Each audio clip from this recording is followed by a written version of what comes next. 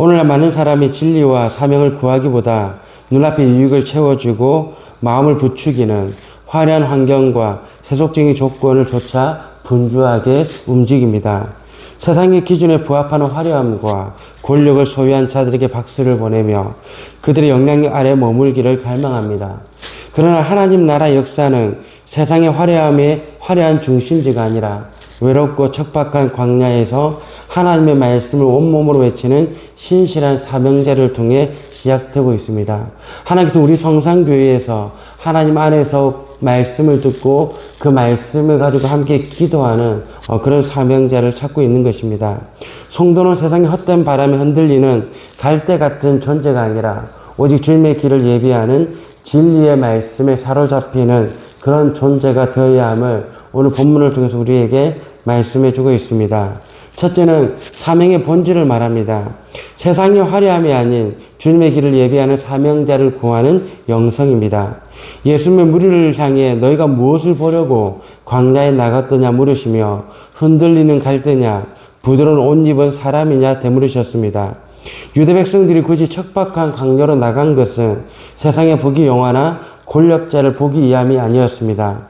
그들은 하나님의 말씀을 선포하는 선지자를 만나기에 갔고 주님은 요한이 선지자보다 더 나은 자, 곧 구약 말라기 선지자가 예언했던 내 앞에 내 길을 준비할 사자라고 선포하셨습니다. 요한은 자신의 화려함을 자랑하지 않고 오직 오실 메시아만을 가리킨 신실한 길잡이였습니다. 우리가 오늘날 교회를 찾고 사람을 만날 때 세상적인 기준과 화려한 조건을 따라 움직여서는 안 됩니다. 내 길을 즐겁게 해줄 세상의 유익을 쫓던 영적 세속주의를 철저히 회개해야 합니다. 성도는 이 광야 같은 세상에서 내 만족을 채워줄 갈대 같은 자들을 찾지 말고 오직 주님의 길을 예비하는 신실한 사명자들을 분별해야 하며 나 자신 또한 복음의 진리만을 우직하게 선포하는 주님의 전령으로 삶의 자리를 지켜나가야 합니다. 두 번째는 복음의 영광을 말하고 있습니다.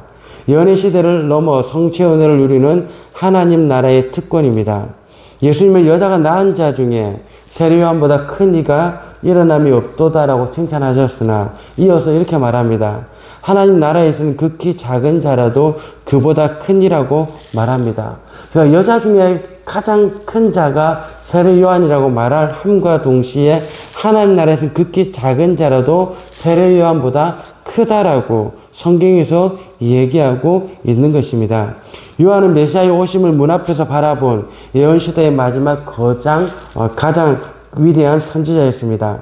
그러나 요한이 경험하지 못했던 것이 무엇입니까? 십자가와 부활을 경험하지 못했습니다. 십자가 부활을 경험하지 못했기 때문에 예수님께서 하나님 나라에서 극히 작은 자라도 그보다 크다라고 말을 하고 있습니다. 사랑하는 성도 여러분, 우리는 십자가의 그 은혜를 알고 또 부활의 영광을 알고 있습니다. 이것이 얼마나 큰지 우리는 분명히 알고 있어야 됩니다.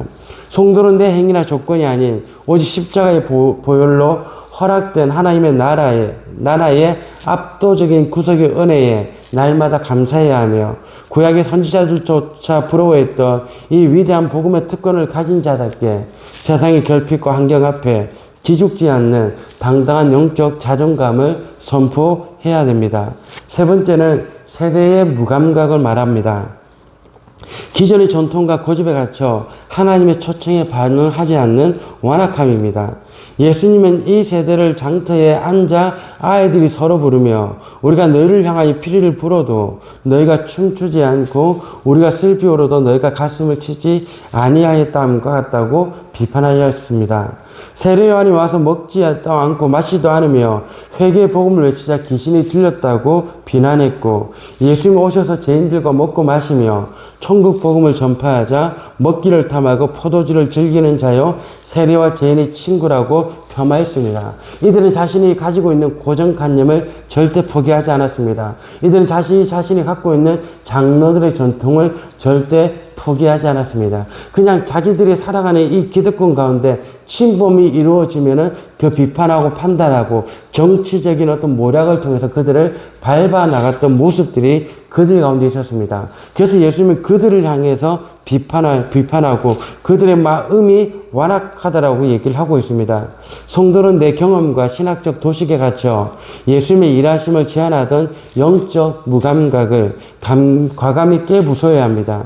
주님의 임재와 말씀 앞에 영적으로 민감하게 끼어서 슬퍼할 때는 통회하고 기뻐할 때는 온 마음을 다해서 춤추며 주님의 뜻에 즉각적으로 순종하는 은혜가 있어야 됩니다. 그렇게 성도는 영적인 무감각이 아니라 영적으로 예민하고 하나님의 말씀과 기도와 찬양으로서 우리의 인생을 무장해야 됩니다. 예수님은 구약의 모든 예언을 완벽하게 성취하신 참된 통치자이시며 우리를 세례 요한보다 더 큰 은혜의 자리로 초청하신 구원자이십니다. 그 구원의 은혜 속에 여러분과 제가 늘 언제나 함께하는 믿음의 사람이 되기를 원합니다.